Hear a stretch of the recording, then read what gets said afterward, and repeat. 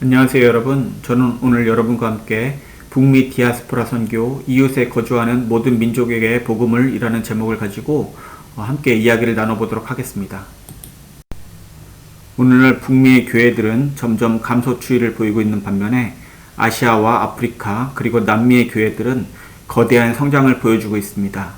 필립 젠킨스는 자신의 책 넥스트 크리스톤덤에서 북반구에서 남반구로 중심이동 현상을 언급, 즉 유럽과 북미의 기독교 인구의 쇠퇴와 브라질, 남아프리카, 멕시코, 아르헨티나 그리고 대한민국 등의 기독교의 성장에 관하여서 강조하면서 세계적인 기독교가 오고 있음을 강조했습니다. 세계적인 기독교의 등장은 오늘날 북미 교회들의 쇠퇴에 대한 예측에도 불구하고 대부분 북미의 주요 도시에서 디아스포라 교회들이 성장하고 있음을 동시에 보여주고 있습니다.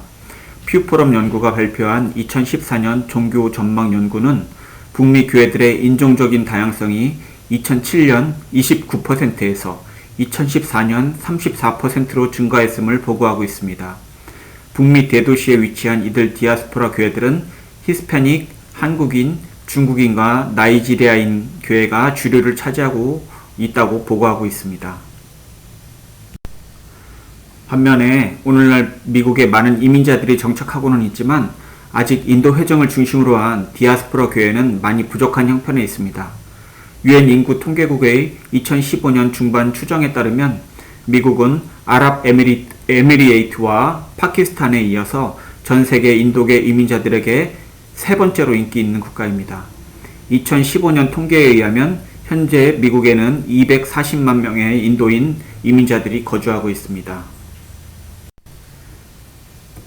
이들 인도 출신 이민자들이 선호하는 지역을 주별로 살펴보면 절반 이상이 5개의 주에 몰려있는 것을 알 수 있습니다. 첫째 도시는 캘리포니아, 둘째는 뉴저지, 셋째는 텍사스, 넷째는 뉴욕과 시카고, 이런 지역에 순으로 많은 인도인 이민자들이 거주하고 있습니다. 이를 대도시 지역별로 분석하면 뉴욕, 저지시티 등에 약 34만 명의 인도인 이민자가 거주하고 있고 일리노이주의 시카고, 네이퍼빌, 엘전 지역에는 30만 명 이상이 거주하고 있으며 최근에 인디애나주의 인디애나폴리스와 또 폴트웨인 그리고 월소 지역에는 점점 또 이런 디아스포라 이민자들이 증가하고 있는 것으로 추산되고 있습니다. 그러면 오늘날 이렇게 움직이는 사람들 그리고 우리의 옆집에 거주하는 낯선 사람들에게 교회는 어떤 반응을 해야만 하는가? 에 대한 대답을 찾기 위해서 우리는 먼저 그들이 누구인지에 대해 살펴보아야만 합니다. 먼저 이들은 새로운 장소에 정착할 때 일반적으로 상호 지지와 친교를 위해 함께 모이는 특성을 갖고 있습니다. 그들은 자신들이 새로운 환경 속에서 외계인이며 객이라는 것을 알기 때문에 편안함과 소속감을 찾기 위해 자신과 동일한 민족들 사이에 머무르려는 자연스러운 경향을 가지고 있습니다. 새롭게 정착하는 인도인 이민자들 가운데는 많은 기독교인들이 있습니다. 하지만 이들은 힌두 공동체에 소속되어 자신의 동족들과 어울리기 어려우며 미국 교회에 자발적으로 출석하여 그곳에 적응하기 또한 쉽지 않은 사람들입니다. 종종 미국인과 디아스포라인 간의 문화적 차이로 인해서 서로 간의 편견을 갖고 있기도 합니다. 또한 영어에 익숙하지 않은 사람들은 자신이 능숙하게 말할 수 없다는 것을 알 때 자신에 대해서 표현하기를 주저하기도 합니다. 마찬가지로 미국인들은 언어가 능숙하지 않은 사람들에게 거의 관용을 갖고 있지 못하기 때문에 이들 디아스포라인들이 백인교회에 발을 들이기란 쉽지가 않은 상황입니다. 셋째로, 하지만 교회는 이들이 하나님께서 우리에게 복음을 전할 수 있도록 이웃으로 불러주신 기회의 사람들이라는 것을 깨달아야만 합니다. 하나님은 역사적으로 사람들을 흩어지게 하셔서 그 민족들에게 하나님의 축복을 가져오게 하셨습니다. 즉 우리는 비자를 받고서 태평양을 건너는 지리적인 경계를 넘지 않고도 땅끝까지 이르러 복음을 전하라는 주님의 명령을 실천할 수 있게 되었습니다. 그들에게 복음을 전하는 방법은 매우 간단합니다. 교회는 그리스도인의 사랑을 그들에게 보여주면 됩니다. 그리스도인의 사랑과 관심은 낯선 땅에서 홀로 외로이 방황하는 사람들을 그리스도께로 인도하는 촉매제 역할을 하게 됩니다.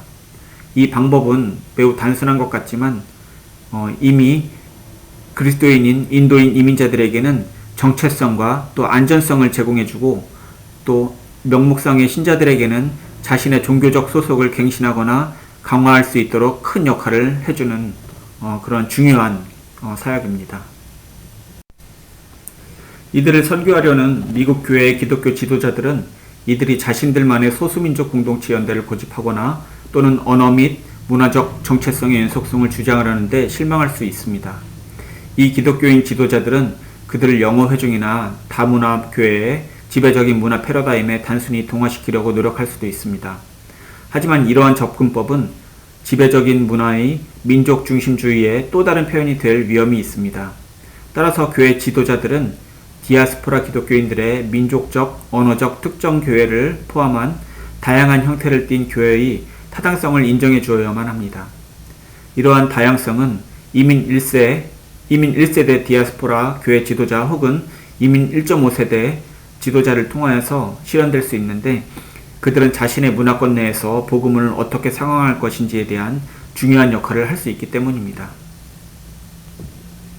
따라서 인도인 디아스포라 교회는 외국인 목회자 혹은 선교사에 의해 설립될 수는 있지만, 체계가 일단 갖춰지게 되면 빠른 시일 내에 교회의 리더십이 현지인 지도자들에게 이양되어져야만 합니다. 그래야만 교회는 온전하게 자립, 자치, 자정뿐만 아니라 더 나아가 자신들의 고향 인도 땅에 있는 가족들과 자신의 친구들에게까지 복음을 전할 수 있게 됩니다. 이 사역이 중요한 이유는 이들의 평균 연령은 39세로 매우 젊고, 이들 대부분은 인도에서 영어로 가장 고등교육을 받은 사람들이고, 이들은 또한 IT와 의학, 교육에 종사하는 경제적으로 중상층 이상에 해당되는 사람들이고, 또한 이들은 상위 3개 카스트에 해당되는 사람들입니다. 따라서 오늘날 선교사가 인도에 거주하면서 복음을 전하기 어려운 상황에서 이들 북미에 거주하는 디아스포라는 인도 중상층 선교를 위한 좋은 대안이 될 수 있습니다. 이것은 서구 선교사들을 통한 제1차 물결 선교, 그리고 현지인 지도자들이 리더십을 이양하기 시작한 제2차 물결 선교, 그리고 토착화 선교를 통한 인도 선교 제거하기에 제3차 물결 선교에 이은 북미에서의 디아스포라를 통한 힌두 중상층 선교라는 제4차 인도 선교에 엄청난 파동을 가져올 것이라 예상됩니다. 감사합니다.